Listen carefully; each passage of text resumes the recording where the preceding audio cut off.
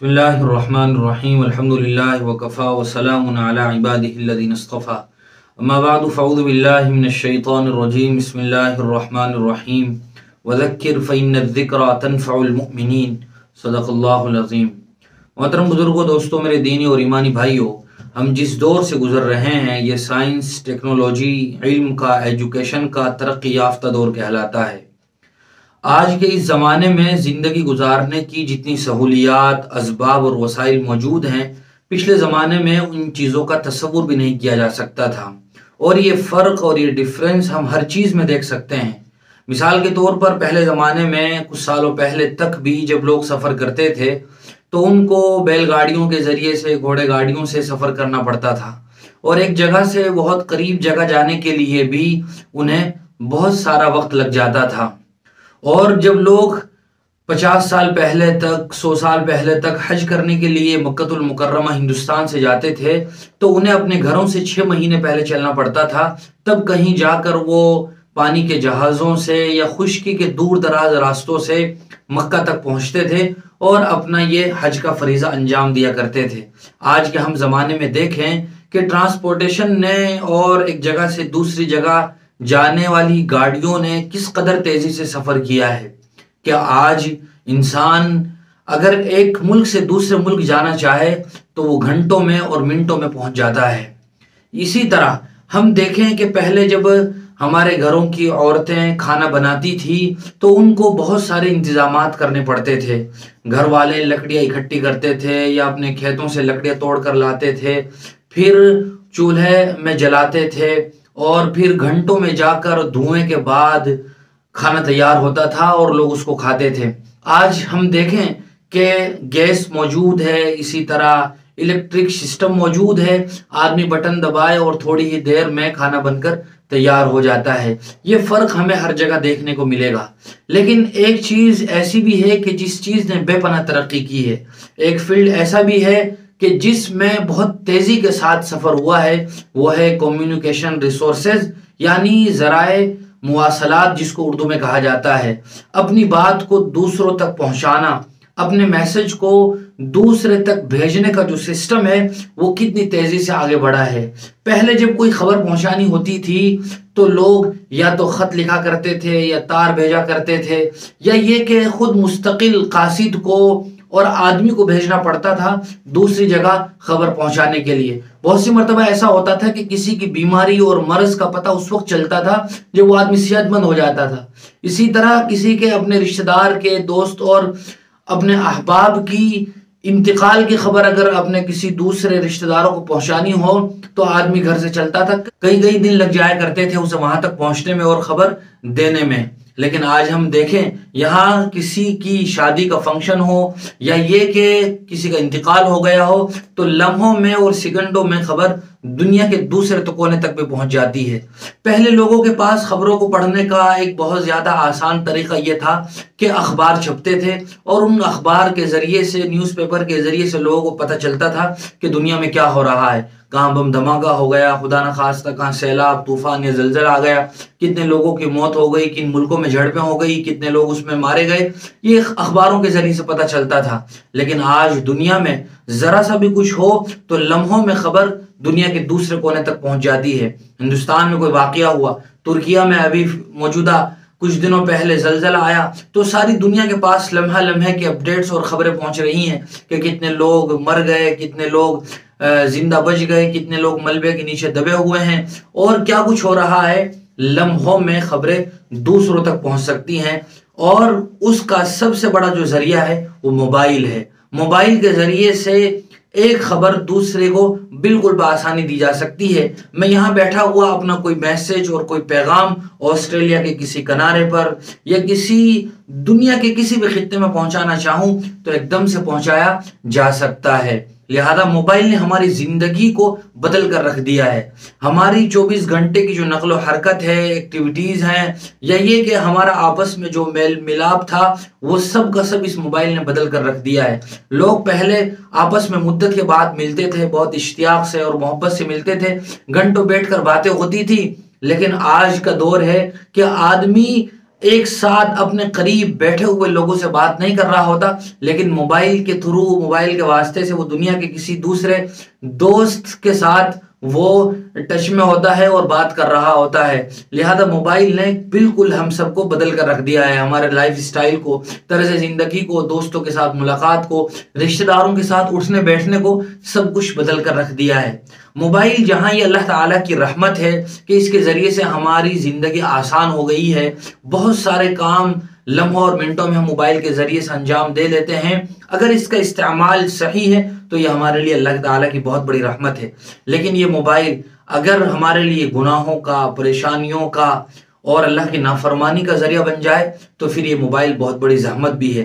ہم موبائل کے نفع پر اور موبائل کے فائدوں پر ہم گھنٹوں بات چیت کر سکتے ہیں اور سوچ سکتے ہیں اور اس کو ہم محسوس بھی کرتے ہیں، لیکن اس موبائل کے آنے کے بعد گناہوں میں بھی کس قدر تیزی سے اضافہ ہوا ہے اور گناہ کتنے آسان ہو گئے ہیں، یہ بھی ہم بآسانی اگر ذرا سا بھی غور کریں تو اندازہ لگا سکتے ہیں۔ پہلے پورے علاقے میں، پورے گاؤں دیہات میں کسی ایک مالدار آدمی کے گھر ٹی وی ہوتا تھا، کسی کو مووی اور فلم دیکھنی ہو تو اس کے یہاں جایا کرتے تھے لوگ، لیکن ابھی یہ موبائل ہر آدمی کے گھر میں ٹی وی کا کام کر رہا ہے، ہر آدمی کے ہاتھ میں یہ وہ کچھ دکھا رہا ہے جس کا پہلے تصور بھی نہیں کیا جا سکتا تھا۔ لہذا یہ موبائل اس نے گناہوں میں بھی بہت تیزی سے اضافہ کیا ہے، اور کچھ گناہ ایسے کامن ہماری سوسائٹی اور معاشرے میں اس موبائل کے نتیجے میں عام ہو گئے ہیں کہ ہمیں اب ان کے گناہ ہونے کا احساس بھی نہیں ہوتا ہے۔ آدمی شراب پیتا ہے تو کم از کم گناہ کا احساس رہتا ہے، اسی طرح آدمی کوئی دوسرا بڑا گناہ کرتا ہے تو گناہ ہونے کا احساس رہتا ہے، لیکن ہم موبائل سے کتنے گناہ کر رہے ہیں اس کا ہمیں احساس بھی ختم ہو گیا ہے۔ وائے ناکامی متاع کارواں جاتا رہا، کارواں کے دل سے احساس زیاں بھی جاتا رہا۔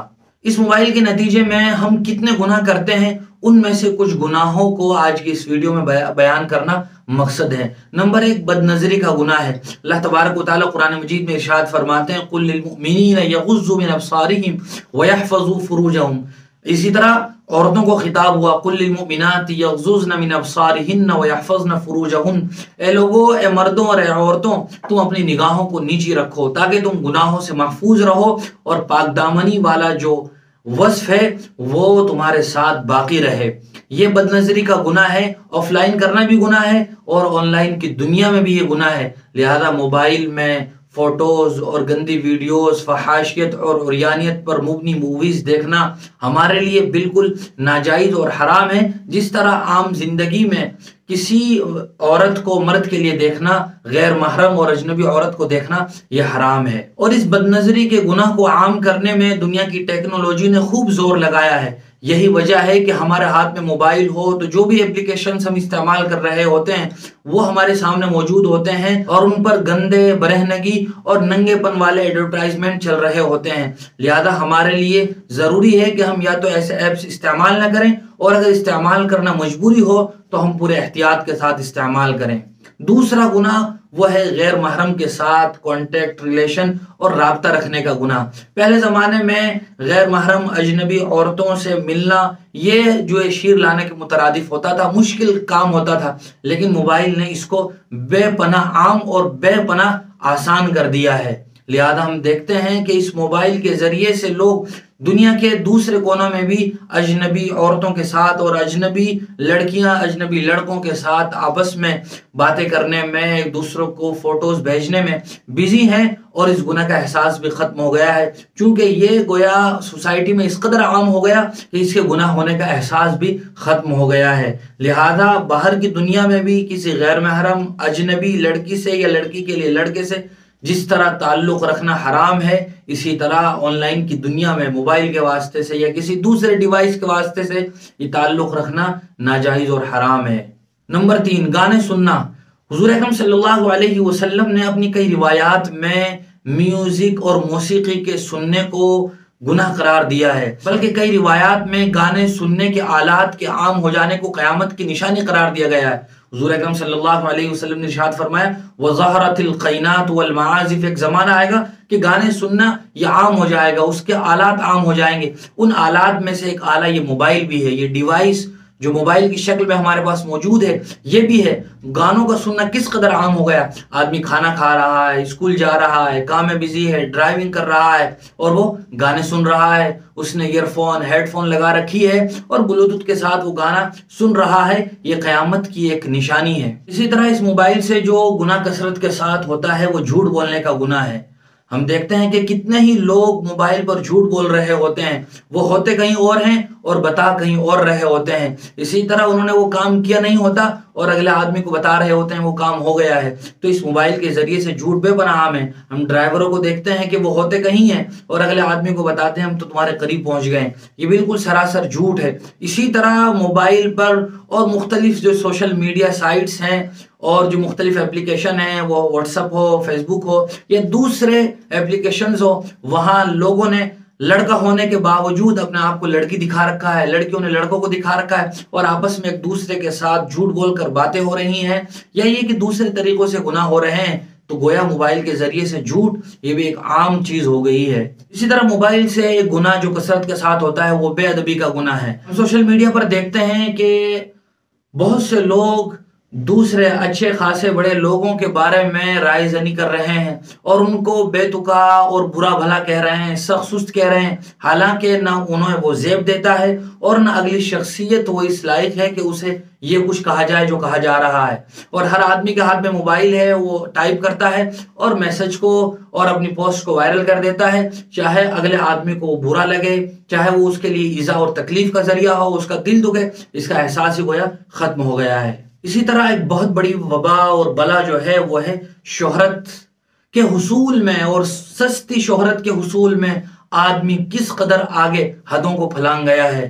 بہت آسان طریقہ ہو گیا ہے سوشل میڈیا کے ذریعے سے شہرت کمانا، کہ آدمی چاہے اس کے لیے اس کو اپنے آپ کو ننگا کرنا پڑے، وہ آدمی اس سستی شہرت کے حصول میں اس موبائل ہی کا استعمال کر رہا ہے۔ آئے دن ایسی ریلز اور ایسی ویڈیوز بن رہی ہیں اور سوشل میڈیا پر عام ہو رہی ہیں کہ انہوں نے صرف شہرت کے حاصل کرنے کے لیے اپنے آپ کو ننگا کر دیا، اپنے معاشرے میں انہوں نے اپنے عزت اور وقار کو گھٹا لیا اور چند فالوورز اور سبسکرائبرز بڑھانے کے چکر میں انہوں نے تمام تر شریفانہ حرکتوں کو بھی پامال کر دیا اور معاشرے کی اور سوسائٹی کی اچھی اقدار کو اور کلچر کو بھی پس پش ڈال دیا۔ اسی طرح موبائل کے ذریعے سے گناہ جو بہت عام ہے اور جس کو لوگ اپنا کمال سمجھتے ہیں وہ یہ ہے کہ دوسروں کی سیکریٹ باتوں کو موبائل سے عام کرنا، یا کسی کی اگلے آدمی کی اجازت کے بغیر ویڈیو بنا لینا، یا یہ کہ فون کال ریکارڈ کر لینا اور بھی اس کو وائرل کر دینا۔ یہ آدمی اپنا کمال سمجھتا ہے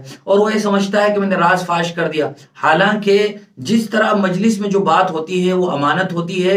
اگر اس کا تقاضا یہ ہوتا ہے کہ اس کو اپنے درمیان ہی رکھا جائے، اس کو چھپا کر رکھا جائے، کسی اور کو نہ بتائی جائے، اسی طرح موبائل کی دنیا میں جو ہم کسی سے بات کر رہے ہوتے ہیں، اس آدمی کی اگر یہ خواہش نہیں ہے کہ اس کی بات کو وائرل کیا جائے اور وہ یہ چاہتا ہے کہ نہیں یہ سیکریٹ رہے، تو اس آدمی کی کال ریکارڈ کو وائرل کرنا یا کسی کے پروگرام کو اس کی چاہت کے بغیر ویڈیو بنا کر وائرل کر دینا یہ بھی ناجائز ہے اور گناہ ہے۔ اسی طرح ایک گناہ موبائل کے ذریعے سے جو ہوتا ہے وہ سود کا گناہ ہے۔ پہلے کچھ زمانے پہلے تک کچھ ہی لوگوں کے بینکوں میں اکاؤنٹ ہوا کرتے تھے۔ آج اکاؤنٹ ہونا بہت ساری وجوہات کی وجہ سے ضرور بھی ہو گیا ہے، لیکن اس موبائل کی وجہ سے انٹرسٹ اور سودی لین دین بہت آسان ہو گیا ہے۔ بہت سے لوگ آن لائن بزنس کر رہے ہیں، شیئر مارکیٹ میں کام کر رہے ہیں، یا یہ کہ ایسے اپلیکیشنز اب وجود میں آ گئے ہیں کہ ان کے ذریعے سے انٹرسٹ اور سودی رقم کمانا بھی آسان ہو گیا ہے۔ اس موبائل کے نتیجے میں لوگ آسانی کے ساتھ وہ سودی رقم اور سودی کاروبار کر رہے ہیں اور پیسے کما رہے ہیں، اور وہ یہ سمجھتے ہیں کہ ہم تو پیسہ کما رہے ہیں، حالانکہ پیسہ کماتے ہوئے یہ بات یاد رکھنا بھی ضروری ہے کہ وہ کس طریقے سے کما رہے ہیں۔ حضور اکرم صلی اللہ علیہ وسلم نے ایک روایت میں ارشاد فرمایا، لا تزول قدم عبد یوم القیامہ حتی یسأل عن 40، کہ روز قیامت کسی آدمی کے قدم اس وقت تک آگے نہیں بڑھ سکیں گے جب تک اس سے 4 سوال نہ کر لے جائیں۔ ان میں سے ایک سوال یہ بھی ہے، عن مالہ من این اخذہ وفیما انفقہ، مال سے متعلق پوچھا جائے گا کہ تم نے وہ کہاں سے کمایا اور کہاں خرچ کیا۔ لہذا موبائل کو استعمال کرتے ہوئے یا لین دین کرتے ہوئے اس بات کو ملحوظ رکھنا بھی ضروری ہے کہ ہمارے پاس جو پیسے آ رہے ہیں کہیں وہ انٹرسٹ اور سود کے پیسے تو نہیں ہیں۔ اور سود ہی کمائی اور سود کھانا کس قدر بڑا گناہ ہے یہ کوئی ڈھکی چھپی بات نہیں ہے، ہر آدمی جانتا ہے۔ اللہ تعالیٰ نے اس کو اعلان جنگ قرار دیا ہے۔ اسی طرح وقت ضائع کرنے کا گناہ، ہم دیکھتے ہیں کہ اس موبائل کے آنے کے بعد وقت ضائع کرنا یہ کتنا آسان ہو گیا ہے۔ وقت اللہ تبارک و تعالیٰ کی کتنی زبردست نعمت ہے، ایک مرتبہ اگر وہ چلی جائے تو واپس نہیں آتی، چاہے ہم منہ مانگی رقم ادا کرنے کے لیے تیار ہوں۔ عربی زبان کا ایک مقولہ ہے، الوقت اسمن من الذهب، کہ وقت یہ سونے سے زیادہ قیمتی ہے۔ اور جو لوگ وقت کو ضائع کرتے ہیں تو پھر ایک زمانہ آتا ہے کہ وقت انہیں ضائع کر دیتا ہے۔ جو لوگ وقت کو بیجا کاموں میں استعمال کرتے ہیں، وقت پھر انہیں استعمال کرتا ہے۔ لہذا اس موبائل اور سوشل میڈیا کے دور میں وقت ضائع کرنا یہ اس قدر عام ہو گیا ہے کہ چھوٹے بچے سے لے کر بڑے بوڑھے تک گھنٹوں موبائلوں میں لگے ہوئے ہیں اور اپنا وقت ضائع کر رہے ہیں۔ اس وقت سے متعلق بھی اللہ تبارک و تعالی سوال پوچھیں گے۔ ابھی جو روایت ذکر کی گئی تھی اس میں یہ بھی سوال ہوگا، اللہ تعالیٰ پوچھیں گے کہ ہم نے تمہیں زندگی دی تھی، اس زندگی کو تم نے کیسے استعمال کیا؟ ایک ایک لمحہ یہ زندگی کا بڑا قیمتی ہے۔ موبائل نے تنہائی کا احساس ختم کر دیا۔ آدمی تنہا ہو اور گھنٹے بیٹھا رہے، موبائل اس کے پاس موجود ہے تو اسے محسوس بھی نہیں ہوتا کہ مجھے موبائل استعمال کرتے ہوئے پوری رات گزر گئی، نمازیں میری خراب ہو رہی ہیں، میرا جو کاروبار ہے وہ بھی ڈسٹرب ہو رہا ہے۔ پورا طرز زندگی اور لائف سٹائل ایک عجیب سا ہو کر رہ گیا ہے۔ اس موبائل نے وقت کا ضائع کرنا اس قدر آسان کر دیا ہے۔ الوقت انفس ما عنیت بحفظه وَأَرَاهُ أَسْهَلَ مَا عَلَيْكَ يَضِيعُ۔ ایک عربی شاعر کہتا ہے کہ وقت کس قدر نفیس اور زبردست دولت ہے، اور میں دیکھ رہا ہوں کہ لوگ اسے بہت آسانی سے ضائع کر رہے ہیں۔ ایک بہت اچھا لطیفہ ہے کہ ایک برف والا برف بیچ رہا تھا اور کہہ رہا تھا کہ مجھ سے میرا برف خرید لو ورنہ میرا سرمایہ ضائع ہو رہا ہے۔